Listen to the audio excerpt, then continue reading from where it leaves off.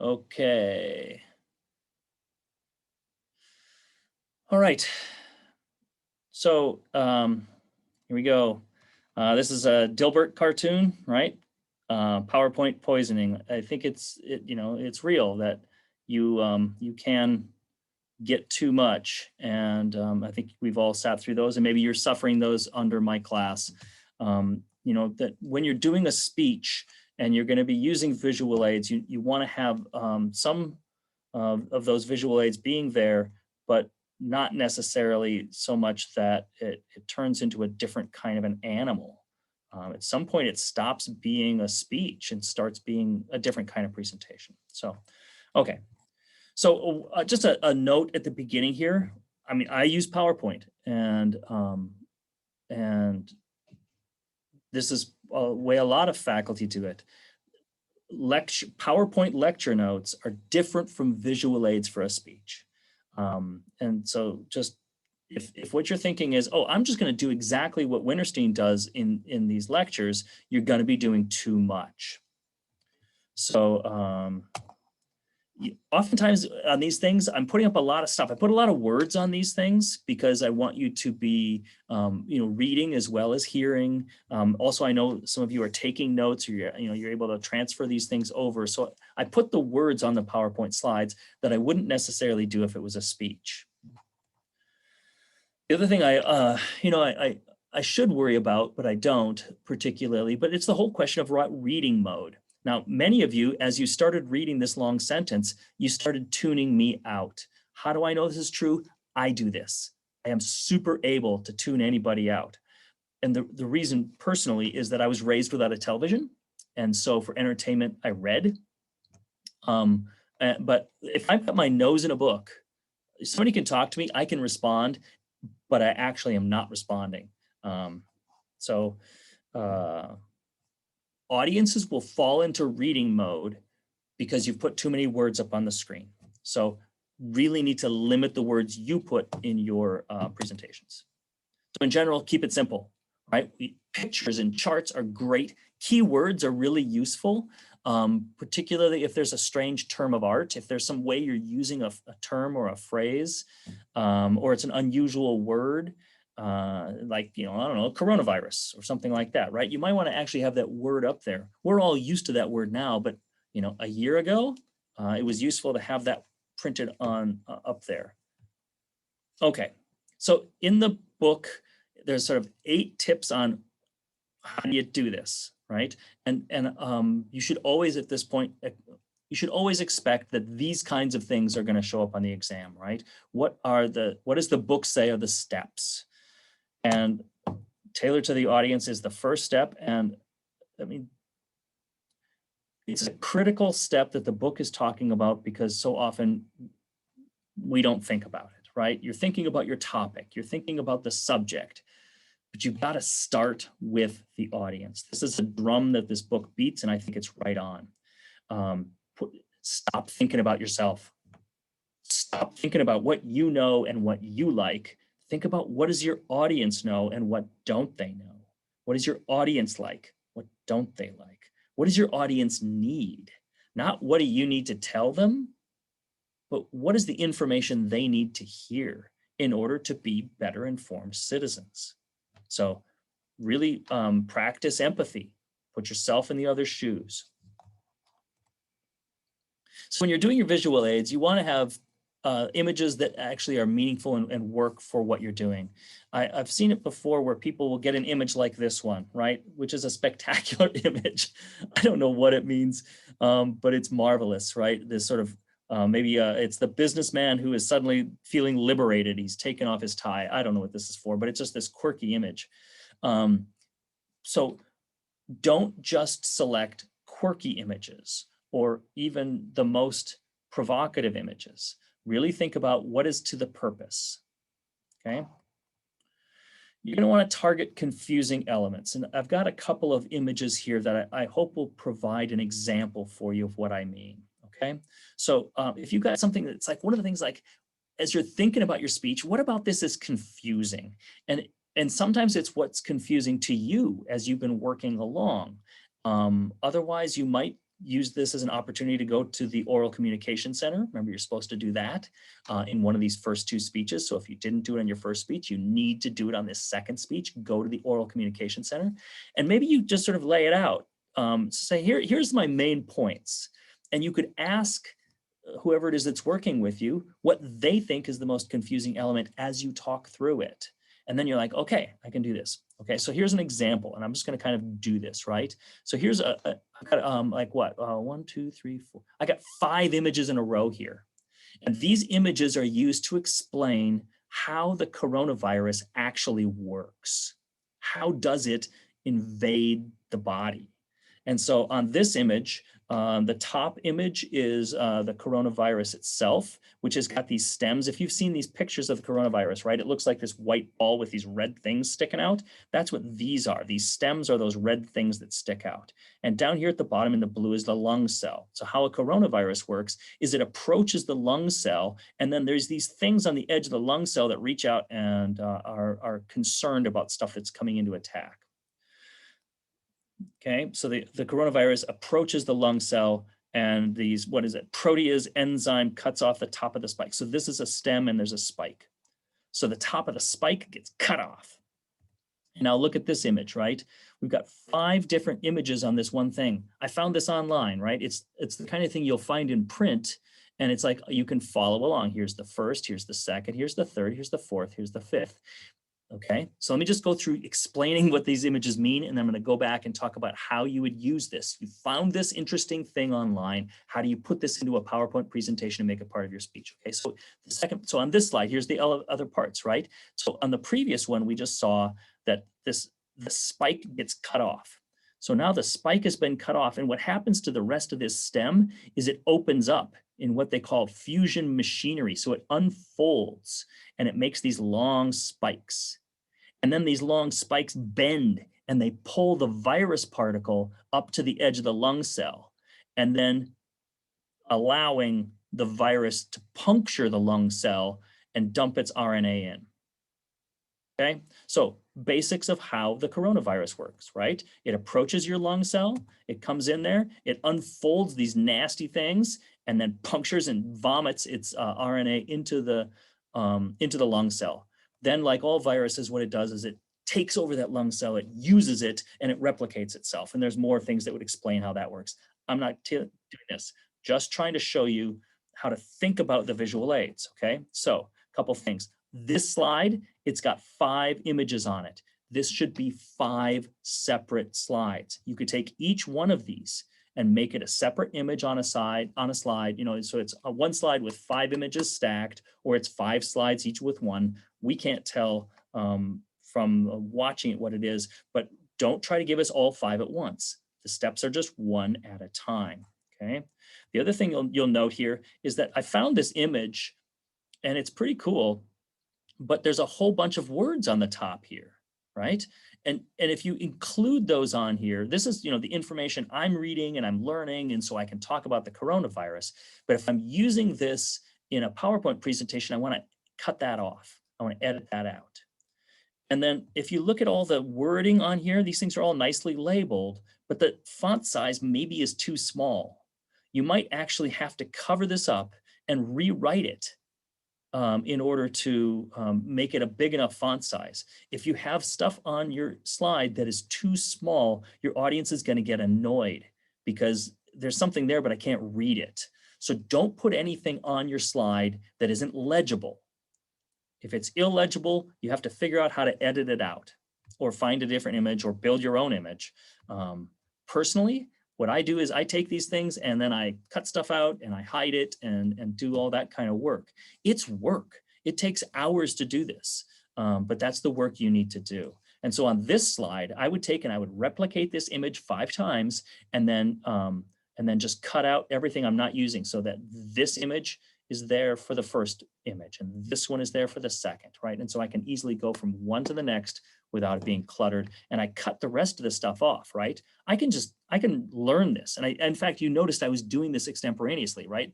I'm not using all the terms. Spike decapitation allows the fusion machinery to unfold. I talked about it a little bit differently, but that's the whole point of extemp, right? I learn it enough to be able to just talk about it. okay? So the whole point here was about targeting a confusing element. So when I hear about how coronavirus works, right, and I don't know, I'm not a biology professor, right? I'm a theater prof. Last time I took biology was in high school, maybe 10th grade, right? So I don't really know this stuff. And so when I hear about coronavirus in my environment, in the news and things like that, and Dr. Fauci talking about it, it's still kind of confusing. Exactly how does a virus work? You know, I know about viruses, but exactly how does it work? And that they've got these nasty infusion machinery and then they puncture the cell, barf their stuff inside. It's gross. It's gross. Anyway, so some confusing stuff to me. I assume it's confusing to the audience. I'm going to walk you through it. Okay. Next thing you want to do is clean up number clutter. So just how many words are, how many numbers do you have and things like that. You could give us each one of these data points here in your speech. You could even give us then a chart with this blue line on it, or you could take that blue line out and you just have this chart with a nice straight line. And we get the sense of what you're talking about. It's not a lie, right? You are still in fact following the data, but you're simplifying it. We don't need to hear all of the individual data. What we need to hear is the story of the data, and that is told in a line in this case. So clean up your number clutter. Okay, the book talks about limiting the number of your content slides. So I think this is advisable in terms of how you're going to make sure you don't give us too many slides. And I think the book underestimates the slides. So the formula the book gives here is the number of minutes divided by 2 plus 1. So, excuse me, on your next speech, it's a 6-minute speech. 6 divided by 2 is 3. 3 plus 1 is 4.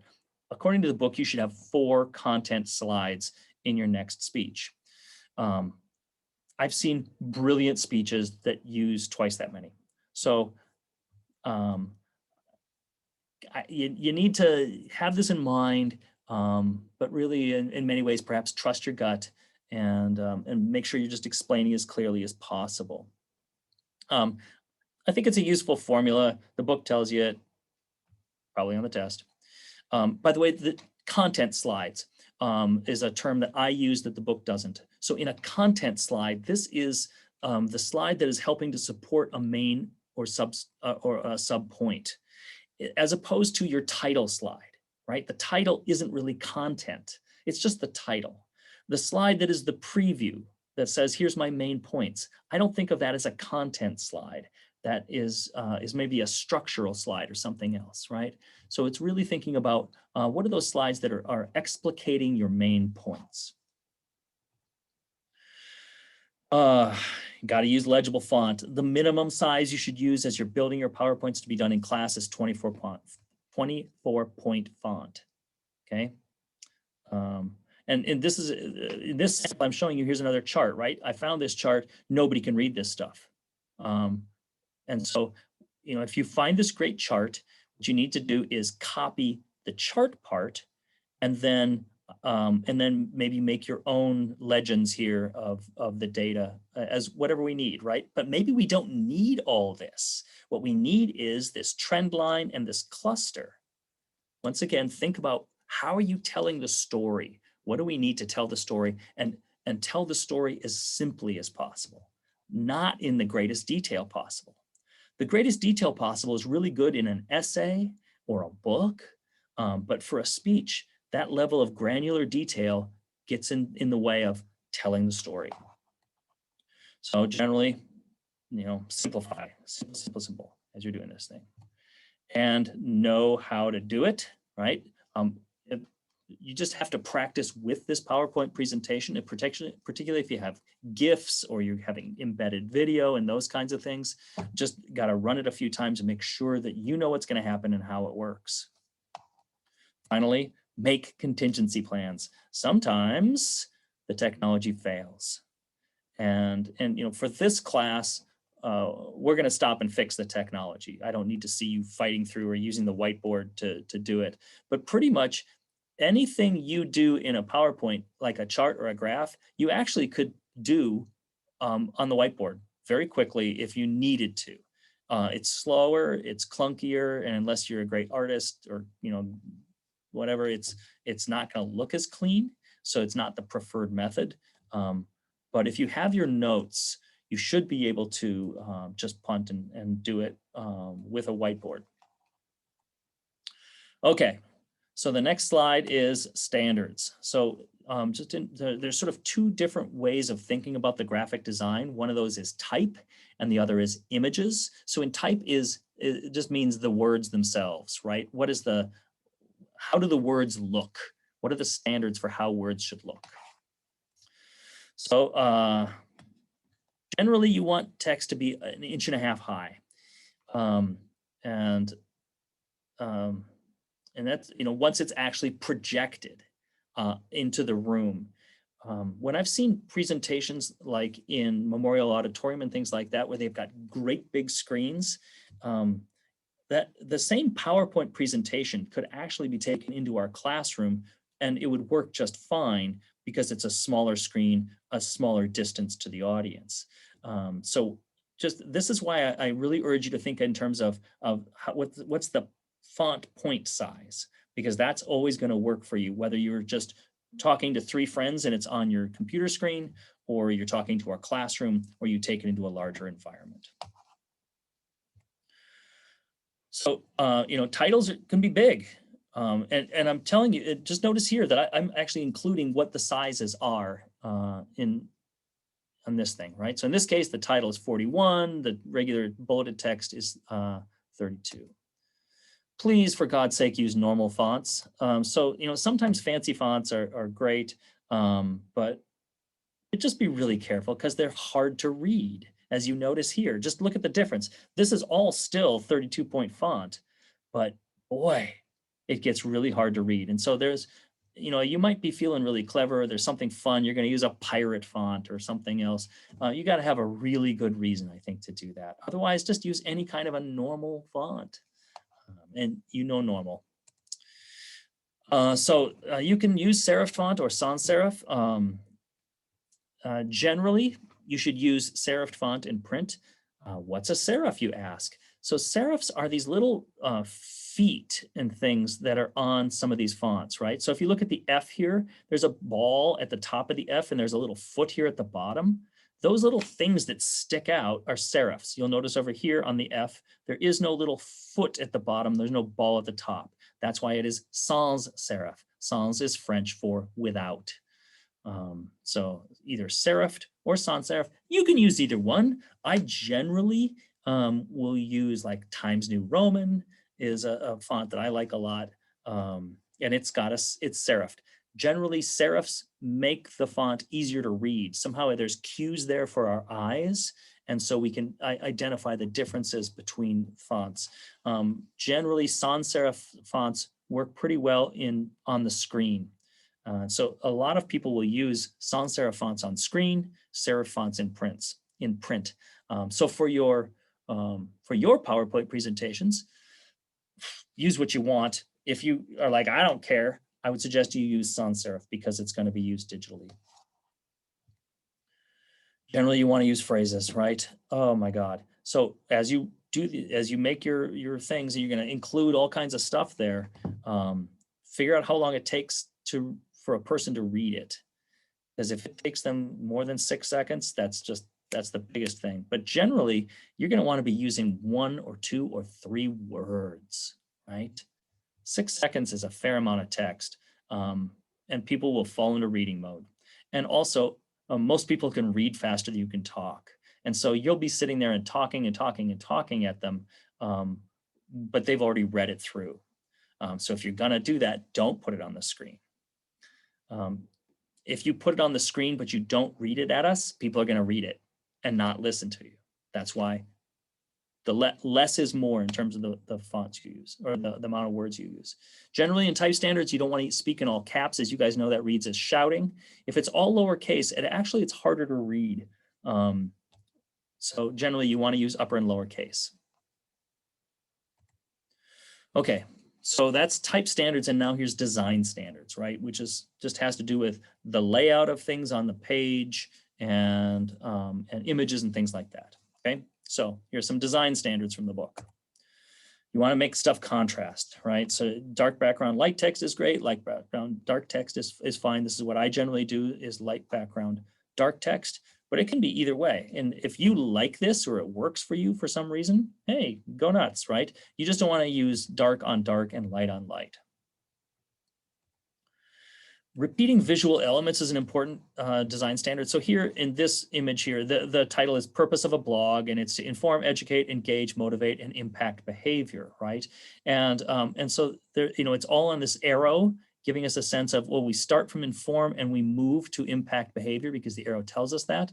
But also you'll notice that in each case, it's a circle, right? That's what it means by repeat the visual elements. This could be a circle, and this could be a star, and this could be a plus sign, and this could be an exclamation point, and this could be an ampersand. It's not as strong, right? So you want to have simple design elements that get repeated. You're going to want to have alignment standards. So over here, here's an example of unaligned and aligned. So these over here, it's left justified. The text would be here, right? Everything is in the same way that this is left justified and it's a ragged right edge. You can actually justify both sides, but generally a left justified and a ragged rough right edge is better. But then for these images, these things over here that maybe go with it, it's better to align them. So in this case, it's being aligned right. The text is aligned left, this is aligned right, and visually it's appealing and we can follow it and it just looks better. Anything in general that is going to avoid the clutter of people's brains, is going to be to your advantage. Keep them focused on your topic. You're going to want to group items together in coherent ways. It's pretty straightforward. Generally, you're going to want to leave some border space. You don't want to have your image completely filling the screen. It's better to have it with some border space. And if you look at this, there's quite a bit of border space, right? If you think of the percentage. So it's not like you need to maximize the acreage on the screen. You actually want to keep some border space around it on this lovely pie chart. More about pie charts later. You can use color to improve communication. So in this case, I think there are some strong things and some weak things about this image. Strong, it's a clear, strong image. It's a picture of a bald eagle, right? But the text on this, right? Bald eagles were nearly extinct in the mid-1900s. Today, there are over 100,000 bald eagles in North America. You should not need to put that on your slide, right? You put that out there, we're reading it. All you need to have in your notes is 100,000. That's probably the only note you need. You click to this slide and it's 100,000, or maybe 1900s, right? Or something, Anyway. In my lifetime, bald eagles have rebounded, by the way.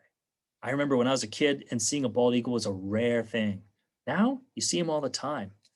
The other thing that I want to quibble with this image, by the way, is it combines this beautiful picture of a bald eagle and what's it sitting on? It's sitting on a no hunting sign.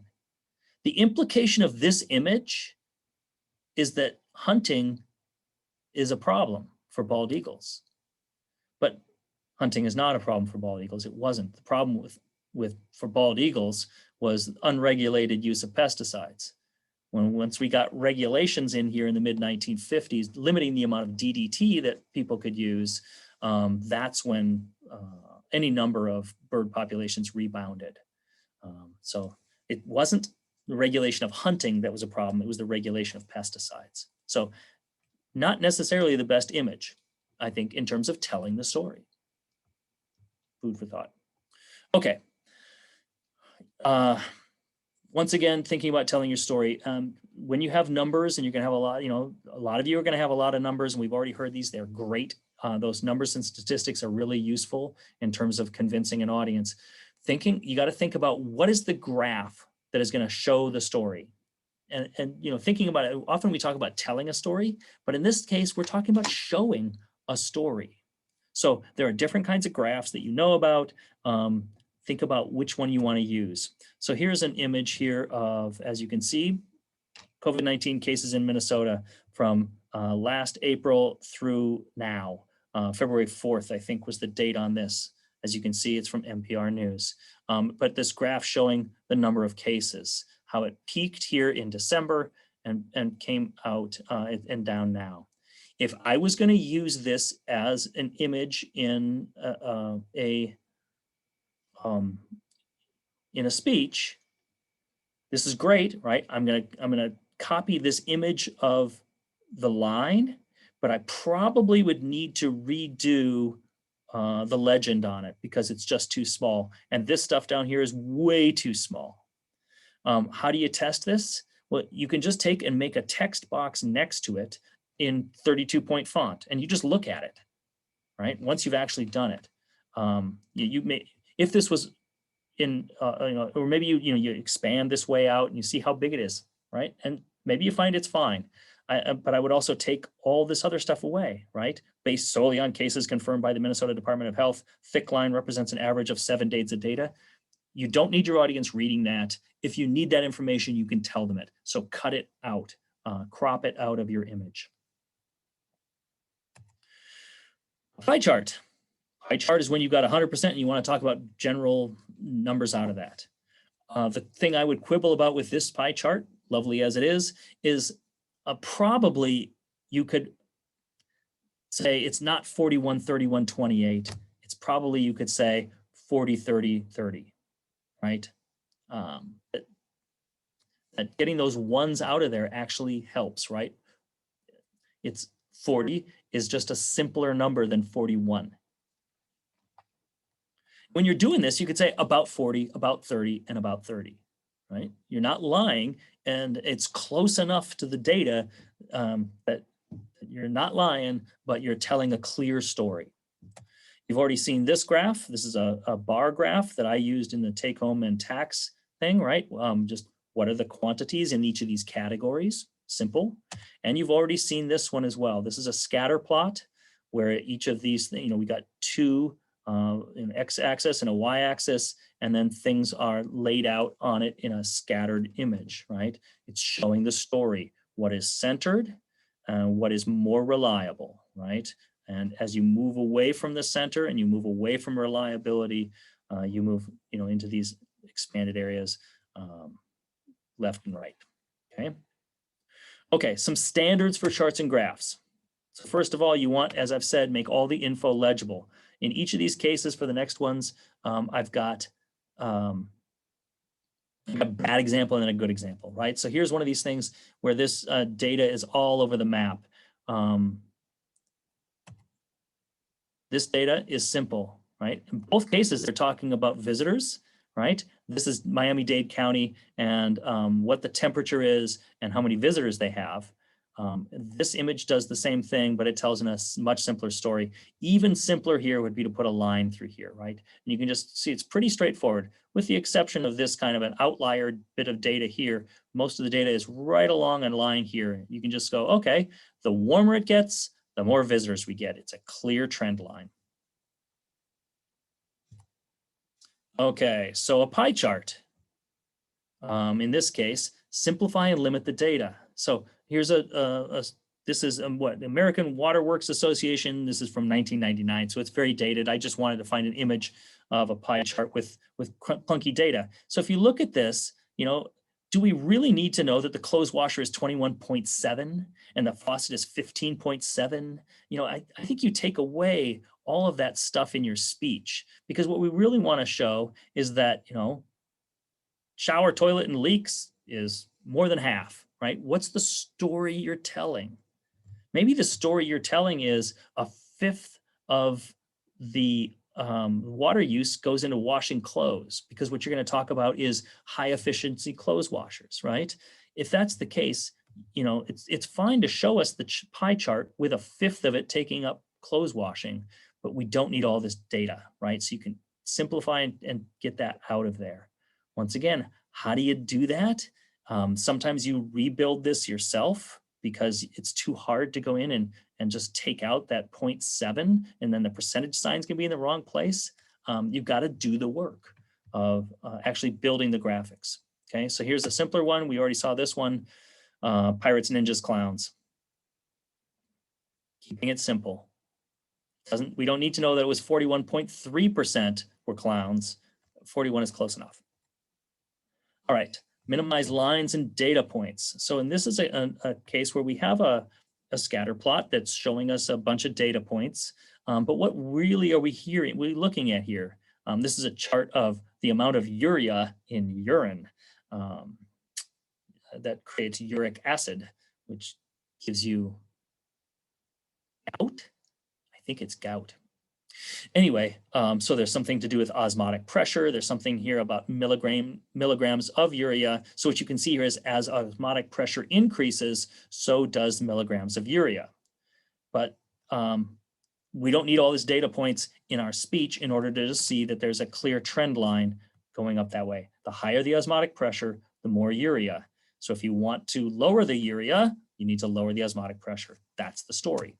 So here's a case where I think you can have a fair amount of data, but you just tell the story simply, right? PowerPoint causes world hunger. Here you can see how PowerPoint's increased. Here you can see how hungry children increased. Clearly, PowerPoint is causing world hunger. Unless, of course, that's a logical fallacy and correlation does not equal causation, and those are two things that are happening independently of each other. You decide.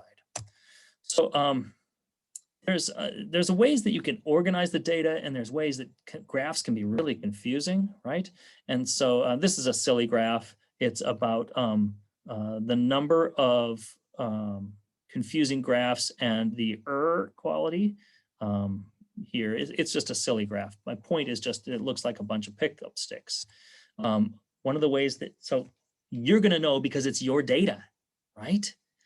This is a chart showing defect rates in various components: mechanical, electrical, and hydraulic. And in each case, it's what is the highest rate of defect in mechanical areas? Well, it's in the gears, it's switches, and it's the pump, right? In each of those categories. So this has sought to simplify it. If you think about this data, you could just have defect rates in various components, and we go from switch, plug to cord to gear, right? And maybe it goes, pink, teal, blue, blah, blah, blah, right? And then the things are all jumbled all over the place. That's part of the task you're going to have to come up with is how do you tell the story of the data? And in this case, if you're really just talking about electrical, then you don't want to include this other stuff. You're going to have to figure out how to edit that out. Okay, so some things in the book about just you've built your beautiful PowerPoint presentation, and how do you actually use it while you're speaking? So one of the things you want to do is introduce things at the point in the speech when you want them.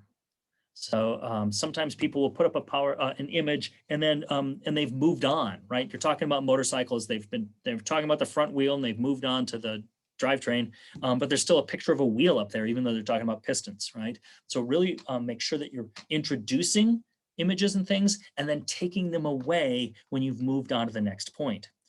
This is part of the reason why I suggest you have more than 4 content slides, because if you're speaking extemporaneously, as you move to the next point, you have a new image to take you there to give you the cues that you need to speak about it. And it means that you're leaving the other one behind. So in fact, too few images or slides can sometimes be a problem. Generally, you're going to want to open with a title slide, topic of your speech, your name, maybe a picture that it's included there or something like that. That's fine. And if I was talking about BMW R-Class motorcycles, it would be my name, BMW R-Class motorcycles, and probably a picture of a motorcycle, me on a motorcycle, something. So one of the things you can do if you want to move away from an image or a slide, but you don't have another one to go to, is just go to a blank slide. So you show the image, you talk about the thing, and then you're talking about something else, and you just click away and the image goes away. And then the only thing they can look at is your pretty face. You want focus. You want to have the audience focus on the thing, focus on you, focus on the thing, focus on you. You got to control them. If you've got horrifying images, don't linger on them. Sometimes people do that. They can be highly emotional images. I've seen, slides of whales being butchered, of dolphins being clubbed, starving children, all these things, right? They are powerful and potent, and you should use them. Just don't linger there, right? Punch us with it, and then let us off the hook. If you leave a horrifying image up too long, we stop listening to you. We might just turn away, right? Because it's just too much. So you have to be careful and think about how much horror can we handle, and don't force us to, you shouldn't punish us with these images. You're going to want to try to maintain your eye contact as you're talking. We talked about this a little bit in this first round of speeches with people who were maybe upstaging themselves too much, turning themselves away from the audience, looking at the screen. You want to be able to glance at your notes, click to your next slide, and then talk to your audience. Please, for God's sake, don't read your slides at us. You're going to want to have speaking notes. So one of the ways you can do this is if you build your PowerPoint presentation, then you can actually also build notes that go with it. And so you can have in your speaking notes, you could have a little picture of what the slide is. And then next to it is a little box with your speaking notes for that slide. And that would really help you cue through your whole presentation. You know what slide you're on, it's right here in front of you, and there's your notes. And you can glance at your notes and talk up at us, with us, and then click to the next one, check to see it's there. Yes, I see on the monitor, we're on the next one, and I'm back into it. I've seen this before. Well, people will take their outline, if you've made a nice full outline, and then they just import it into the PowerPoint presentation. And then it's just way too many words. So don't do it. Don't do it. And you're only going to want to have one visual aid at a time.